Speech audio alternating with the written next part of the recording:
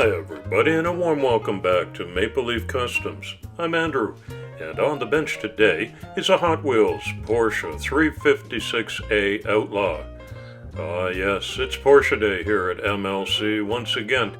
This is a very special one for me for two reasons.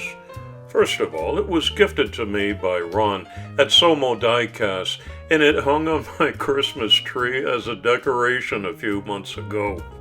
Number two reason why it's special, I'll tell you in just a minute or two. You can see it's a nice little mainline with a two-seat sport interior. There's a plastic base, dark glass, but that's going to suit my purposes for today.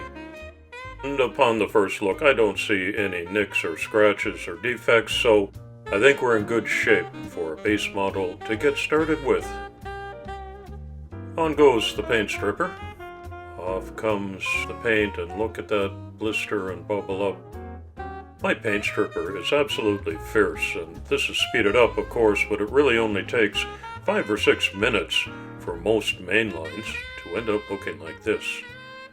It is very toxic, however, and so I want you to know I wear a ventilator mask and I run my ventilation fan in the paint booth, and whenever you see me doing bare metal detail with a Dremel tool wire brush attachment, I'm goggled up for safety too. So be sure you're wearing your PPE equipment when you're doing this hobby. That's just for safety and common sense. The little 356 came out of primer looking like this, and we're off to a great start. Here's the second reason why it's a special car for me. This one that I'm showing you now was a custom that was made for me by Ben at BP Custom Creations, and I cherish this car. It sits in a display case right on my hobby desk, so I can look at it anytime.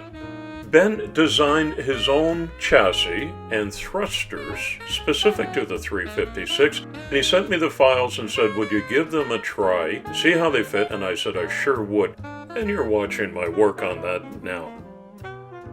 Next car up on the block is a 68 Cougar for the Diecast Mafia, followed by the first of my summer buddy builds. This is with Paco's Diecast Garage, and the Canada Day Custom Diecast Invitational is an annual event now that I'd love you to participate in. It's open to absolutely everybody. Once the custom 3D printed parts had been rinsed and properly cured under a UV light, they went together like this with just a little bit of filing inside those thrusters for a better fit. And look, there's a BP Custom Creations logo embedded in that. How cool is that? And I accidentally hit the slow motion button when I was recording, so if you've ever wondered what atomized airbrush spray looks like, there's your chance to examine it, and I'll speed it up to finish. Today's community shout-out goes to Ultimate Diecast, a site that I invite you to investigate by following the link in the description to see lots of things. Whatever your fancy is about diecast, there's something there for you. There's the original 356. I'm fortunate to live not too far from Stuttgart, Germany, and I make a regular pilgrimage to the Porsche Museum. The first thing at the top of the escalator is a reproduction of the original 356 made in Gmünd, Austria, not far from my wife's hometown. There's another little museum there, located in the same barn where everything started out. And these were hand-hammered in an aluminum body, but once they moved to Stuttgart in 1950, they became steel-bodied. I'm using some Createx fluorescent paints to brush on all of the fine features that Ben included on the bottom of this chassis, just to give it a futuristic cyber feel. Inside these thrusters, I'm using this same purple to give it a glowing effect. Whatever kind of flux capacitor power it uses gives off this luminescent light. He's done an amazing job with the fine detail in all aspects of this. It's got cables and hoses and lights and all the gizmos and doodads that you would imagine would be part of a cyber flyer. And I'm going to do a little bit of black wash over most of this, which brings out the depth and gives it a sense of realism. Basically maintaining a monochromatic scheme, aside from these colorful highlights. It's starting to look pretty good. I put some dollar store colored rhinestones on here and there to look like landing lights or signal beacons, whatever your imagination tells you.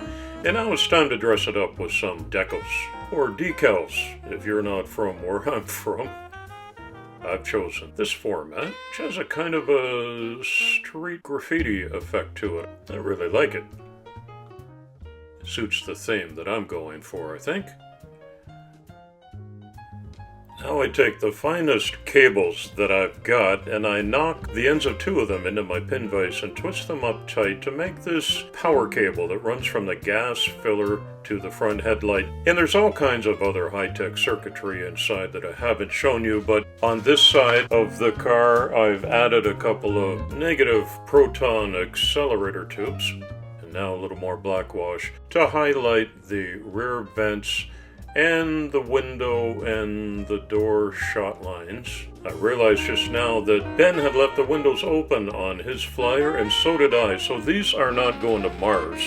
They're more like Jane Judson's second family vehicle for picking up the kids after school and grabbing some groceries, just flying around the neighborhood, keeping things at low altitude.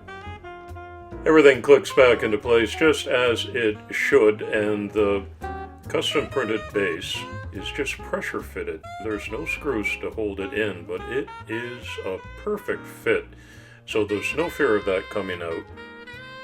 And that's the culmination of a really fun week's worth of work. Let's have a closer look. Here's the Cyber Flyer all done up. You see the rear propulsion and the side thrusters that rotate around, so it's multi-directional. I like the street graffiti look to it, and all of the colorful highlights, especially on the bottom. Ben, you did a fantastic job, and I'm honored that you asked me to give it a test for you, and I hope you're pleased. I even left the leather straps on the hood in case you need to pop that open to put the groceries inside. Little magnet right on the bottom. It's perfectly centered to match up with the small base. Did you know that of the approximately 76,000 356s that were made, half of them still exist? It's a testament to how great the car is, and now it flies. I had a great time with this, and it's just an exercise in imagination and creativity and having fun. And isn't that what the hobby is all about? Thanks again to Ron for sending me the casting and Ben for the custom STL files that I was happy to test out for you. There's Ben's on the left one final time and my two Flyers on the right, and the variety of things that can go on the bottom. And now it flies home into a blister pack, and off it goes to my local Goodwill store. I think this will be a fun toy for a little boy or girl, don't you? Thanks for tuning into my channel today. Leave your respectful comment below and let me know what you think of the flying Porsche. Come on back soon, and often. It's coffee time.